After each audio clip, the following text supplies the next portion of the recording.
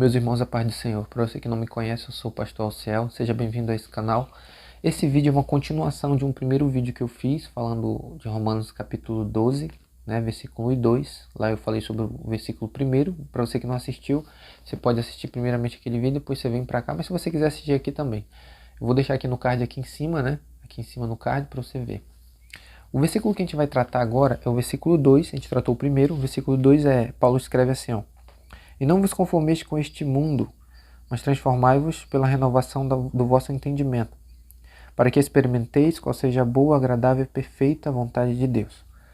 No versículo 1, o apóstolo Paulo tratou dizendo que o nosso corpo, como eu tratei lá, o nosso comportamento é como um sacrifício vivo, e ele finaliza o texto, eu não vou tratar o que eu tratei já no primeiro vídeo, mas ele finaliza o texto dizendo que é como se fosse um culto, a nossa vida é um culto diante de Deus. No versículo 2 ele vai dizer, não vos conformeis com este mundo. A palavra conformar que Paulo está usando aqui, a ideia dela não é uma ideia de conformidade de aceitar aquilo que acontece no mundo. Mas a ideia que Paulo está dando aqui, não vos conformeis, é não vos amoldeis. É como se Paulo estivesse dizendo, não sejam parecidos com o mundo, não andem como o mundo, não pensem como o mundo. Um texto bem claro para que a gente possa entender isso que Paulo está dizendo. 1 João, capítulo 2, versículo 15, o apóstolo João escrevendo diz assim, não ameis o mundo. É a mesma ideia de mundo que Paulo está usando aqui, nem o que no mundo há. E ele continua, se alguém ama o mundo, o amor do Pai não está nele, porque tudo que há no mundo, ele vai dizer, concupiscência da carne, concupiscência dos olhos, soberba da vida, isso não vem do Pai, mas do mundo, e o mundo passa a sua concupiscência, mas aquele que faz a vontade de Deus permanece para sempre. A ideia de mundo, não vos conformeis com este mundo, em algumas traduções de algumas Bíblias vai estar, não vos conformeis com este século, é a mesma coisa. Ou seja, as práticas do mundo, o que o mundo aí fora prega, Por exemplo, aqui vamos tratar algumas.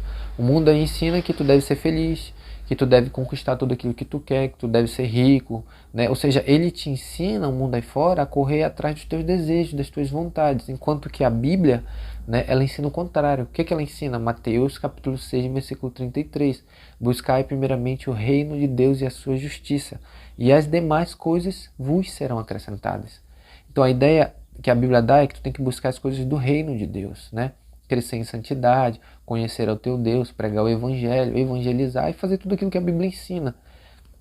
E o apóstolo Paulo está dizendo, não vos conformeis, não vos amoldeis, não sejam como o mundo aí fora. É essa a ideia, não vos amoldeis, não sejam como o mundo. E não vos conformeis com este mundo, mas transformai-vos. Eu quero parar aqui, eu quero falar sobre essa palavra que ele usa, transformar. Eu fui procurar no grego, que palavra é essa? Essa palavra que Paulo está usando é uma palavra no grego que é metamorfo. Essa é a palavra que ele está usando. Eu acredito que você já deve saber, usar um exemplo aqui de um filme, para ficar bem claro, eu assisti uma vez com a minha esposa um filme chamado Moana. Lá tinha um carinha lá que o nome dele, ele era denotado a ele que ele era um metamorfo. O que é um metamorfo? Ele consegue transformar em tudo que ele queria, Se transformar em várias coisas, Isso a gente encontra essa mesma ideia naquele desenho X-Men, Tem um personagem lá chamado uma personagem, uma mulher, não estou lembrando o nome dela, mas em tudo aquilo que ela toca ela consegue se transformar, ou seja, ela fica igual. Para me exemplificar mais, essa palavra, a palavra metamorfo, nós temos uma palavra no nosso português chamada metamorfose, Esse é um processo que acontece com a borboleta, Ela entra como uma largata dentro de um casulo, depois de um período de tempo ela sai com uma borboleta, ou seja, houve uma transformação nela. Ela passou por uma metamorfose. Essa é a ideia que Paulo está dando aqui. Ou seja, não vos conformeis com este mundo, mas transformai-vos. Ou seja, tem que haver mudança. Essa mudança é a mesma ideia do versículo 1, mudança do vosso corpo, nas nossas atitudes e comportamentos. E não vos conformeis com este mundo, mas transformai-vos. Ele vai dizer, pela renovação do vosso entendimento. Aqui eu quero explicar uma coisa. Enquanto que no versículo 1, o apóstolo Paulo estava tratando sobre a parte externa, se você for ler o versículo 1, ele vai dizer, apresentei-vos o vosso corpo como sacrifício. A ideia corpo que Paulo está dando ali são comportamentos, ou seja, a parte externa. Então Paulo, no versículo 1, ele está tratando sobre a tua parte externa, o teu comportamento, a parte de fora, vamos usar assim, a parte de fora, o teu comportamento, aquilo que tu faz com o teu corpo lá de fora. Agora, no versículo 2, ele vai tratar da parte de dentro. Por isso que ele vai dizer, Transformai-vos pela renovação do vosso entendimento. Qual é o entendimento aqui? Tua mente, tua cabeça, teus pensamentos, aquilo que passa aqui dentro. Então, enquanto que no versículo 1 ele está trabalhando o externo, agora no versículo 2, o interno. Né? Parte de dentro. Transformai-vos pela renovação do vosso entendimento. Né? Ele vai dizer, quando tu consegue fazer isso, transformar pelo vosso entendimento, ele vai dizer, para que vocês possam experimentar, ou para que experimenteis, qual seja a boa, agradável e perfeita vontade de Deus. E aí eu fui procurar saber o que Paulo está querendo dizer com transformai-vos o vosso entendimento, ou a maneira como que se faz isso. Vamos para outro texto. Hebreus, capítulo 4, versículo 12. O autor de Hebreus escreve o seguinte: porque a palavra de Deus, ela é viva e eficaz, e mais penetrante do que qualquer espada de 2 gumes. Ele diz que ela penetra até a divisão da alma e do espírito, das juntas e medulas. Aí olha a parte final do versículo. E ela é apta para discernir os pensamentos e intenções do coração. Então, o que faz com que a minha mente ela seja transformada? A palavra de Deus. Ou seja, a Bíblia, isso aqui, ó, é a Bíblia.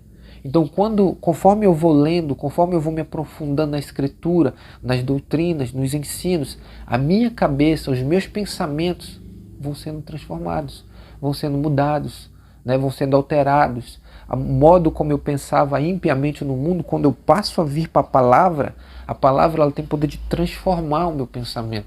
Né? Toda vez quando eu ensino a respeito disso, eu costumo dizer que na prática, né? Quando você começa a ler a palavra, quando você começa a botar aquilo em prática, a palavra de Deus ela faz um processo dentro da tua cabeça, ela começa a dividir os teus pensamentos. Né? É como se fosse o seguinte, vamos aqui usar um exemplo que eu sempre uso. Vamos supor que você está ali e aí surge um pensamento, vamos usar o exemplo de que surge um desejo dentro de ti, né? Da tua carne, da tua natureza caída, que você quer assistir pornografia, você quer assistir moralidade. Né? Vamos usar esse exemplo. Na hora que esse pensamento vem, rapidamente já vem um texto em seguida. Se você está lendo a Bíblia, estou usando exemplo aqui bem claro. Naquele momento que vem esse pensamento, logo em seguida já vem uma palavra que você já leu. Vamos usar aqui um exemplo que Jesus deu. Ele disse, ouviste o que foi dito, não adulterarás. Eu, porém, vos digo que aquele que atentar para uma mulher para a cobiça já adulterou com ela no seu coração. Então, vamos supor que você está pensando sobre isso. Imediatamente esse texto surge. Aí você pensa, opa, peraí, esse pensamento é errado. Por que é errado? Porque a palavra de Deus está me dizendo que é errado. Então é isso que a palavra ela faz. É isso que o autor de Hebreus está falando lá no capítulo 4, no versículo 12. Que quando a palavra ela vem, ela começa a fazer divisão dentro da minha cabeça. Ela começa a dividir, ela começa a dizer, olha, isso é errado, isso é certo. Isso aqui tu não tem que fazer, isso aqui tu tem que fazer. Entendeu? Então é isso. Essa é a ideia de que a palavra faz. Quando o apóstolo Paulo fala que a gente deve transformar a nossa mente, ele está dizendo, usem a palavra. Leiam a palavra. Porque ela vai transformar de dentro para fora, ela vai transformar os teus pensamentos. E quando ela transforma os teus pensamentos, ela vai alterar o teu comportamento. É o que Paulo está dizendo. Então ele vai dizer, e não vos transformeis, e não vos conformeis com este mundo, mas transformai-vos pela renovação do vosso entendimento, transformando pela palavra de Deus. Aí ele vai dizer, com qual objetivo que eu tenho que fazer isso? Por que eu tenho que fazer isso? Qual o objetivo? Para que experimenteis. Ou seja, para que vocês possam provar qual seja a boa, agradável, perfeita vontade de Deus.